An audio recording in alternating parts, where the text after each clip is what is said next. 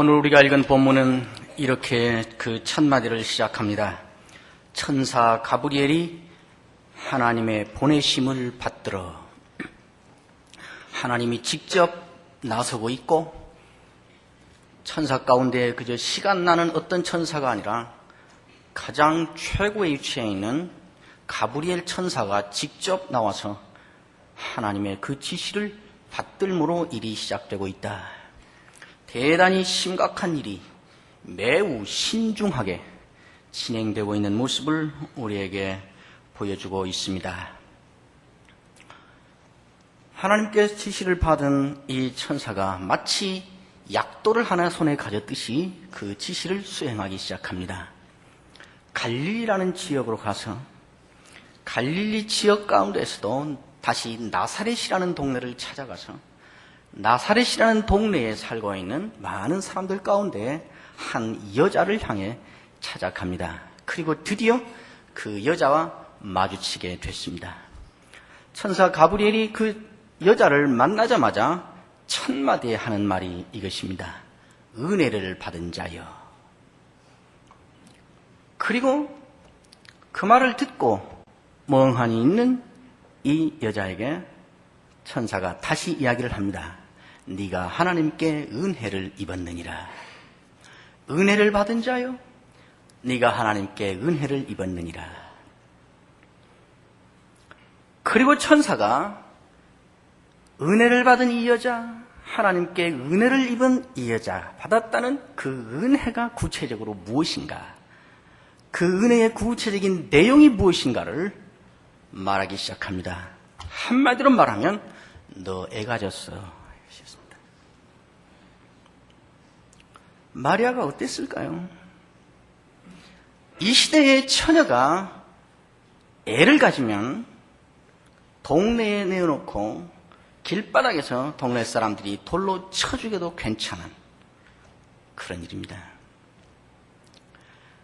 결혼하기로 작정한 약혼자가 너는 더러운 여자, 너와 나는 결혼을 이제 파혼하겠다 그러면 평생을 혼자 살아야 되는 그런 시대입니다.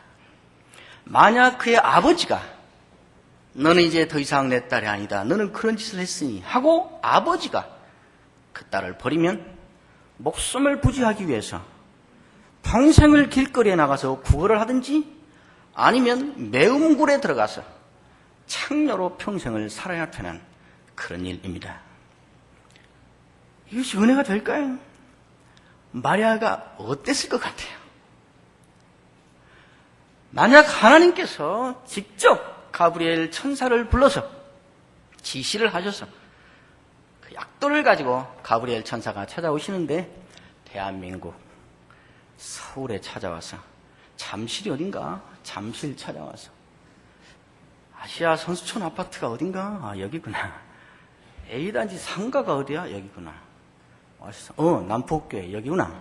수천 명 가운데서 은혜를 받은 정목사여, 바로 너였구나. 네가 하나님의 은혜를 입었느니라. 그리고 말씀하기를 너 몇 달 후에 절대 이런 일이 없을 것이지만은, 예를 들어서 네가 몇 달 후에 이 교회에서 돌에 맞아 쫓겨날 것이다. 은혜가 되냐고요? 은혜인 거예요. 마리아가 반응을 시작합니다. 나는 사내를 알지 못하니 어찌 이런 일이 일어날 수 있겠습니까? 이게 무슨 말일까요? 마리아는 즉석에서 이것을 거절하고 있습니다. 만약 마리아가 이것이 정말 은혜로 받아들여지고 그것이 정말 용납이 되고 정말 은혜라고 생각한다면 말을 이렇게 하지 않지요. 아멘, 할렐루야, 뭐 그러든지 감사합니다 그러겠지요. 나는 사내를 알지 못하는 여자인데 어찌 이런 일이 일어날 수 있겠습니까? 이게 무슨 말일까요? 아, 그래요? 남자와 접촉을 하지 않아도 아이가 생기는 경우가 있군요. 궁금해서 물어보는 거예요? 그걸 받는 거예요? 한마디로 거절하는 것입니다. 아닙니다. 절대 그런 일은 일어날 수 없습니다. 왜요? 나는 사내를 안 적이 없습니다. 거부하는 것입니다. 이 천사가 마리아를 앉혀놓고 이야기를 시작합니다. 26절부터 38절까지 사실은 그 긴 이야기 가운데에 마리아는 단 2마디뿐입니다. 그리고 모두를 다 천사만 말합니다. 마리아는 처음에 받아들일 수 없습니다. 그리고 맨 마지막에 받아들입니다. 이 2마디뿐이에요. 그리고 이 긴 말을 모두가 다 천사가 합니다. 받아들일 수 없는 이 마리아를 천사가 설득해야 될 필요가 있는 거예요. 이것이 왜 은혜인가를 이해시켜야 될 필요가 있어서 천사가 긴 말을 계속하고 있는 것입니다. 아이가 생긴다는 것이 얼마나 확실한지 그 생길 아이의 이름까지 미리 지어주고 가르쳐 줍니다. 물론 그 말을 하면서 천사가 이 아이가 어떤 아이인지, 이 아이가 태어난다는 것이 무슨 의미를 가지고 있는 건지를 말해 줍니다. 천사가 일러 가로되 보라 내가 수태하의 아들을 낳으리니 그 이름을 예수라 하라. 32절에 저가 큰 자가 되고 지극히 높으신 이의 아들이라 일컬을 것이요 주 하나님께서 그 조상 다윗의 위를 저에게 주시리니 영원히 야곱의 집에 왕노로 다실 것이며 그 나라가 무궁하리라. 네가 아이를 갖는다는 사실이 얼마나 엄청난 사건이고 이것이 얼마나 위대한 의미를 갖는 건가 하는 것을 말해 주었습니다. 그러나 이 일이 내가 생김으로 나는 길바닥에서 돌에 맞아 죽을 수도 있고 사람들이 자비를 베풀어 그렇게 하지 않는다 할지라도 왕따를 당하고 수군거리며 더러운 여자, 나쁜 여자 그렇게 살아야 될는지도 모르는 일이고 평생을 매음굴에 들어가서 살아야 될는지도 모르는 그 일이 생길지도 모르는 사건이 내 현실로 내게 임하였다는 이 일 때문에 나에게 일어난 그 일이 실질적으로는 어떤 의미가 있고 어떤 위대한 가치와 의미가 있는 건가 하는 것은 귀에 들어올 리가 없지요. 이 일 때문에 내가 죽는다는데 그래서 어떤 일이 생긴다는 것이 귀에 들어올 리가 없지요. 그래서 한마디로 거절하는 것입니다. 천사가 앉혀놓고 말을 시작하는데 마리아의 이 말을 이해시키고 반박하면서 이야기를 합니다. 나는 사내를 알지 못하니 어찌 이런 일이 내게 생길 수 있단 말입니까? 라고 말하므로 마리아는 사실은 2가지 이유를 가지고 그 일은 절대 불가능합니다. 일어날 수 없습니다 하고 거절하고 있는 것입니다. 첫째는 창조의 질서상, 창조의 질서에 속해 있는 과학과 의학의 원리상 그것은 불가능합니다. 창조의 질서는 남자와 여자가 만나 부부를 이루어 육체적인 접촉이 있고야 생명체가 생기게 되어 있는 것이 창조의 원리요, 창조의 질서요. 그것이 과학의, 의학의 원리입니다. 2번째는 그것은 우리 모든 인간의 경험의 법칙상 일어날 수 없습니다. 남자와 여자가 만나서 그 몸을 섞어야 아이가 생긴다는 것은 우리 모든 인간의 경험의 법칙상 확실한 것인데 나는 그런 경험을 한 적이 없습니다. 그러니까 안 됩니다. 그리고 거절합니다. 천사가 여러모로 이야기하는데 2가지 이유를 들어서 네가 알고 있는 그것과 다른 세계가 있다는 것을 이해를 시킵니다. 하나님의 성령이 너에게 임하고 하나님의 능력이 임하면 창조의 질서, 과학의 원리 얼마든지 네가 이야기하고 있는 것과 다른 차원에서 이루어질 수 있다 그렇게 말합니다. 창조의 질서가 어떻게 해서 생겼는가? 하나님이 만들어서 생긴 것이다. 만드신 하나님이 그 질서 위에서 그 질서를 초월할 수 있다는 것은 당연한 일 아니냐. 성령이 너에게 임하시고 하나님의 능력이 작동을 하시면 얼마든지 가능하다 그렇게 이야기를 합니다. 우리는 때때로 창조하시고 창조의 질서를 부여하신 하나님을 우리가 알고 있는 창조의 질서 안에 가두어 놓고 하나님도 이 범위 안에서만 하나님이셔야 됩니다. 그렇게 요구할 때가 있습니다. 두 번째, 경험상 그런 일은 일어날 수 없다고? 너희 가문의 이 지역에, 이 동네에 그 여자는 이제 나이가 많았으니 절대로 우리 경험상 아이를 갖는 것은 불가능하다고 너희가 다 포기해버린 여자 있지? 사가랴의 아내 엘리사벳, 그의 애 가진 지 6개월 됐어. 사가랴는 절대 애를 가질 수 없다고 포기된 여자. 그러나 너희 경험상 절대로 애를 가질 수 없다고 낙인을 찍혀서 포기하고 살던 그 여자 애 가진 지 6개월 됐어. 그 얘기합니다. 그리고 이어서 천사 가브리엘은 이 마리아에게 너에게 가진 그 아이가 누구인가? 그것을 설명하기 시작합니다. 지극히 높으신 이의 아들이다. 그는 거룩한 자요 지극히 높으신 이의 아들이다. 이 말은 유대인들에게 있어서는 조상 대대로 기다려오고 있는 하나님의 구원의 역사를 이룰 메시아에 대한 칭호입니다. 메시아를 두고 한 말입니다. 다른 말로 하면 너에게 태어난 그 아들, 네가 그 아들을 가짐으로 조상 대대로 기다려오고 있는 인류의 구원자로 오시는 메시아가 태어나는 것이고, 그로 말미암아 그 장엄하고 위대한 하나님의 구원의 역사가 진행되는 것이다. 이 말을 한 것입니다. 그 말을 듣자 마리아가 그 자리에 납작 엎드러지듯이 그렇게 말을 합니다. 주의 계집종이오니 말씀대로 이루어질 것뿐입니다.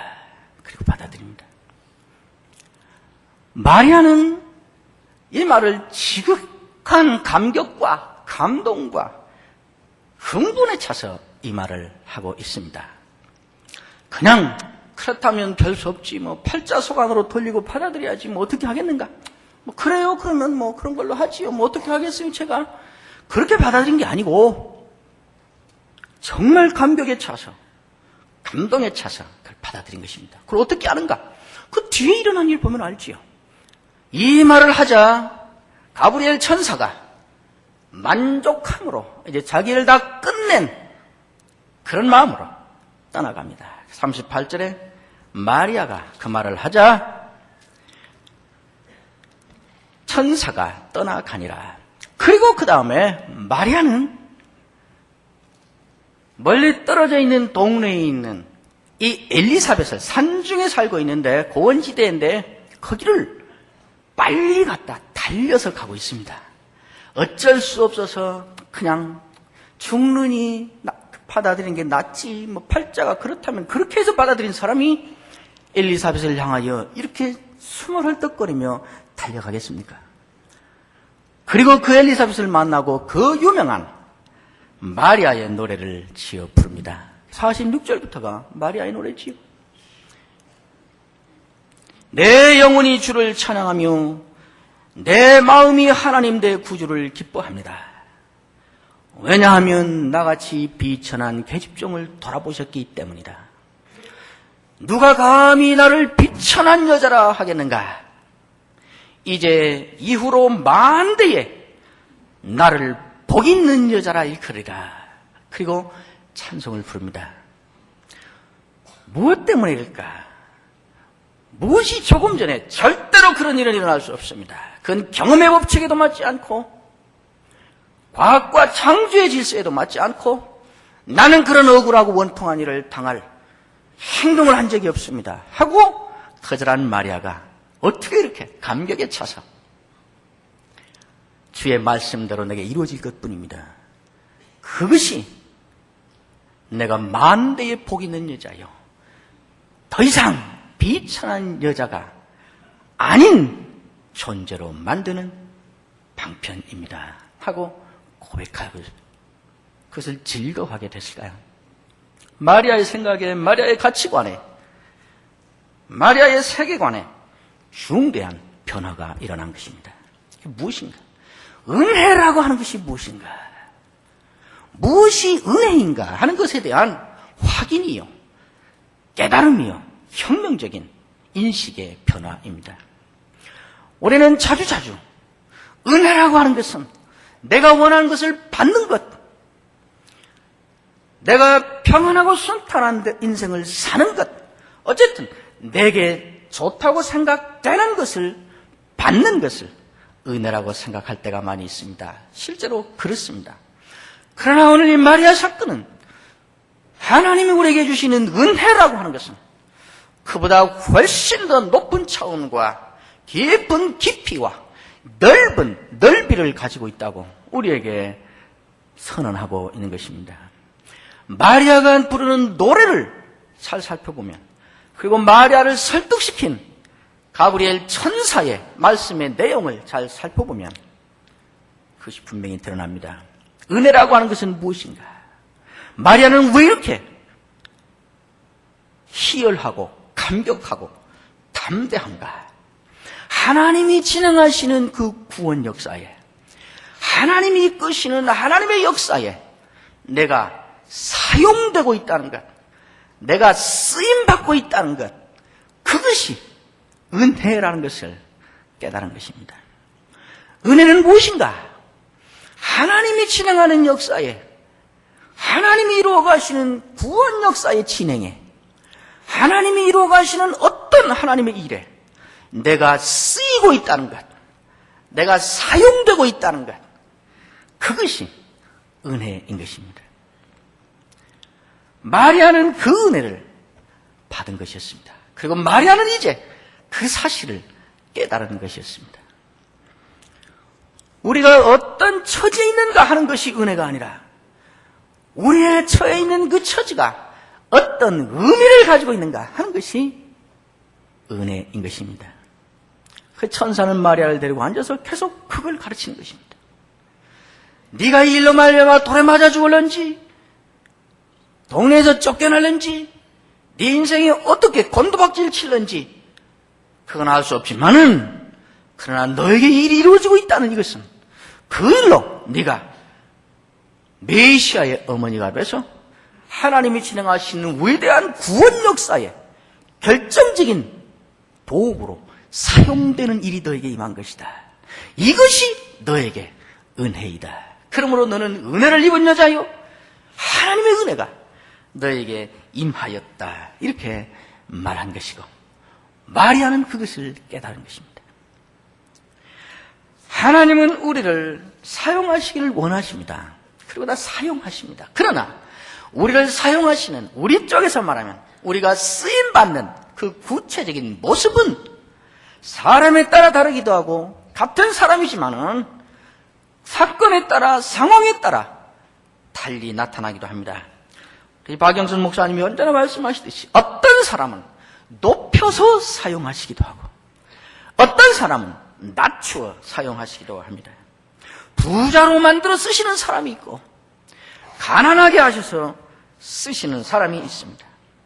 5달란트를 주어서 사용하는 사람이 있고 2달란트를 주어서 사용하시는 사람이 있습니다.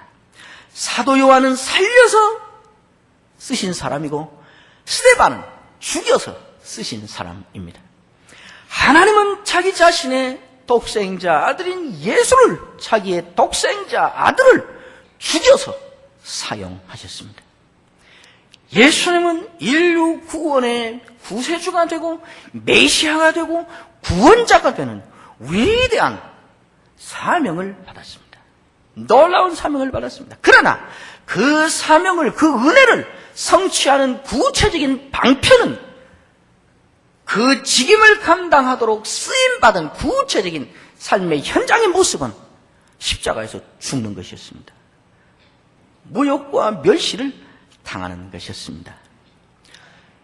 우리는 내가 하나님께 쓰임받고 있다는 거기에 관심을 갖기보다, 그러나 내가 어떤 모습으로 쓰임받고 있는가에 언제나 관심이 먼저 가게 됩니다.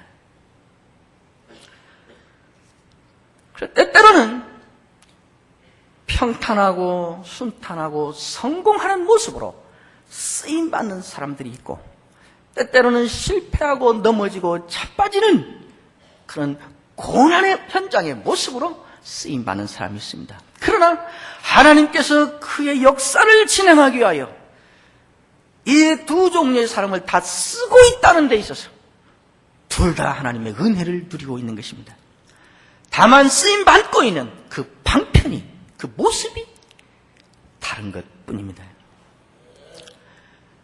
우리는 때때로 나보다 성공적인 모습으로 쓰임받는 사람들에 대해서 부러워하기도 하고, 그것이 도가 지나치면 시기하기도 하고, 그래서 험담하기도 하고 미워하기도 합니다. 나보다 못난 모습으로, 고난당하는 모습으로, 어려운 모습으로 쓰임받는 사람들 보면 내가 그를 무시하기도 하고 또 함부로 대하기도 하고 그렇습니다. 대단한 잘못이지요. 제가 학생들 가르치면서 목회자들을 자주 만나면서 느끼는 가장 큰 아픔 가운데 하나가 이것입니다. 평생을 목회하고 이제 은퇴를 하셨는데 한 50명도 안 되는 교인을 가지고 목회를 했습니다. 여러 목사님들이 은퇴한 이후에 나는 실패한 목회자라는 자괴심과 자책감과 실패자의 좌절감을 가지고 남은 인생을 살아가는 분들이 있습니다. 단지 적은 숫자의 사람들을 데리고 작은 교회를 목회했다는 사실 하나 가지고 나는 실패한 목회자라는 그런 중압감을 가지고 평생을 사는 것은 얼마나 억울하고 사실이 아닌 것을 가지고 스스로 어려움을 당하며 사니까 참으로 안타깝고 마음이 아픕니다. 나는 50명을 가지고 15명을 가지고 평생 목회했지만은 그래도 나는 내 나름대로 온 생명을 쏟아서 했고 전력을 쏟아서 했고, 그래서 나는 목회를 그 사람들과 이제 마쳤습니다. 그것이 내 인생의 가장 큰 보람이요, 가장 큰 영광이요, 가장 큰 의미입니다. 그리고 얼마든지 재미있는 남은 인생, 보람 있는 남은 인생, 떳떳한 인생을 살 수 있는데, 그 하나님이 보장하셨는데 숫자 적었다는 것 때문에 그렇게 사는 것입니다. 그리고 심지어는 큰 교회, 숫자 많은 교회 하는 분들을 다 마치 모두가 숫자가 크다는 사실 때문에 가짜인 것처럼, 그들은 엄청 잘못된 것처럼 비난하며 그렇게 괴로운 인생을 살기도 합니다. 하나님이 어떤 사람들은 많은 사람을 맡겨서 사용하시기도 하고, 어떤 사람들은 적은 수를 맡겨서 적은 수를 가지고도 하나님께 충성하는 자의 모습이 얼마나 아름다운가를 보도록 그렇게 하시기도 하고 다양하지.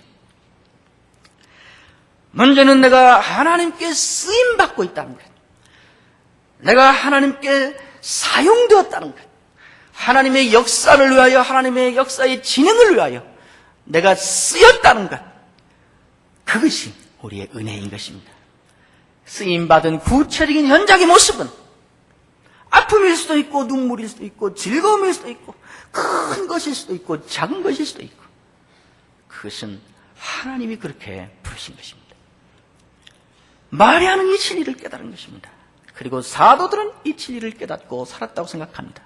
사도행전 4장에 가면 사도 베드로와 요한이 복음을 전하다가 예수의 부활하심을 전했다는 것 때문에 붙잡혀갑니다. 산헤드린에 붙잡혀가서 재판을 받습니다. 그리고 그들이 이 두 사도를 놓아줍니다. 조건부로 놓아줍니다. 협박을 하는데 너희가 초범이니까 이번에는 봐주겠다. 그러니까 이번에는 놓아줄 테니까 나가서 다시는 예수를 전하지 마라. 예수의 옛자도 말하지 마라. 이렇게 협박을 합니다. 그러자 사도 베드로가 그 자리에서 눈을 번쩍 튀겨들고 그렇게 말합니다.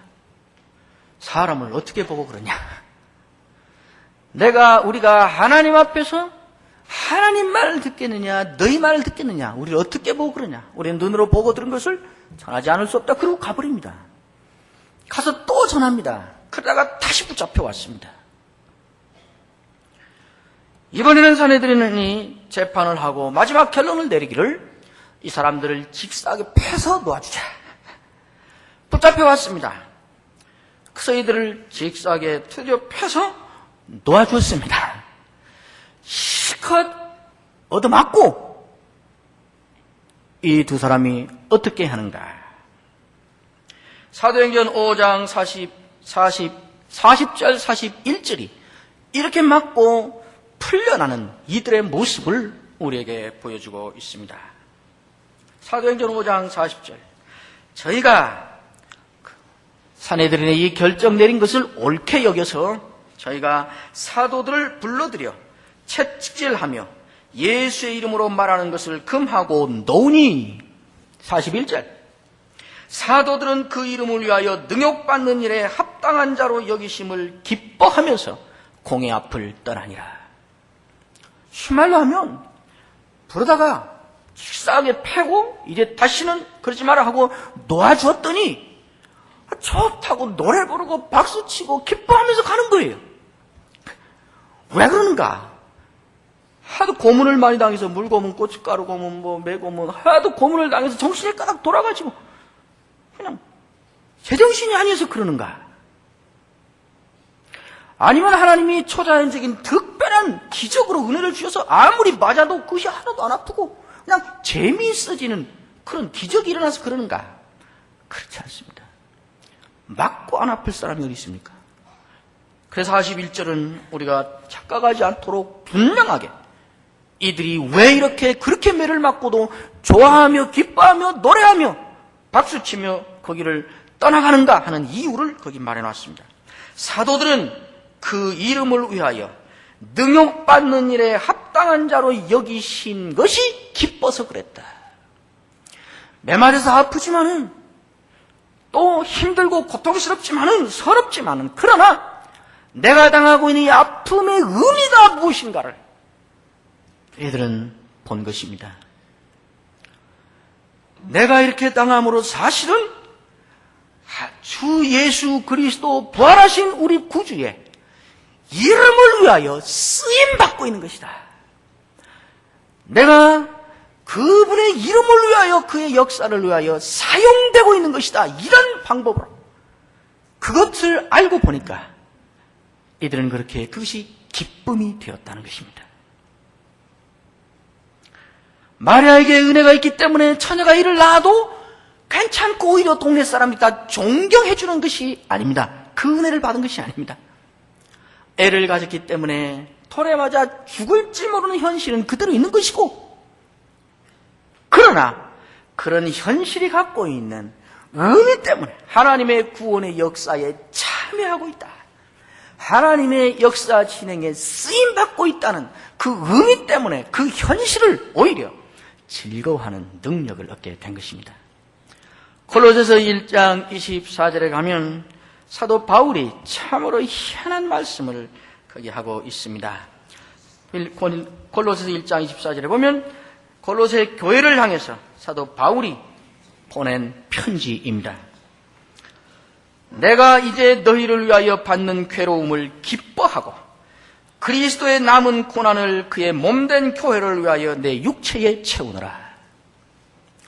참 희한한 말은 내가 이제 너희를 위하여 받는 괴로움을 기뻐하고, 이 괴로움의 실제 내용이 무엇이었을까 하는 것을 우리 얼마든지 짐작할 수 있습니다. 41 감암매를 여러 번 맞는 것, 죽음에 임하는 것, 밥을 굶는 것, 모욕당하는 것, 이 당대의 대학자요 이 자존심 강한 이 사람이 그 광주를 타고 그다음에 담벼락을 타고 내려서 도망가는 수모를 겪는 것, 이게 다 들어있지요.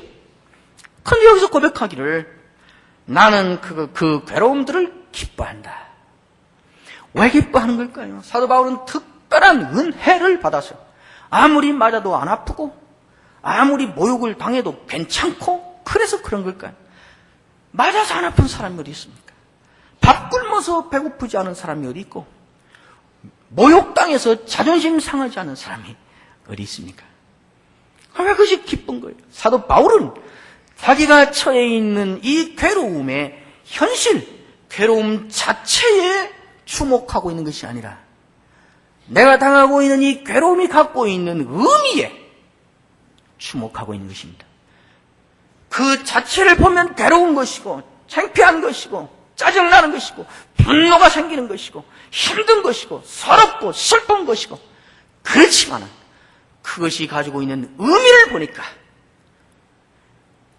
내 주 예수 그리스도가 지금 이곳에 계셨더라면 그분이 당할 고난을 내가 당하고 있는 것이다.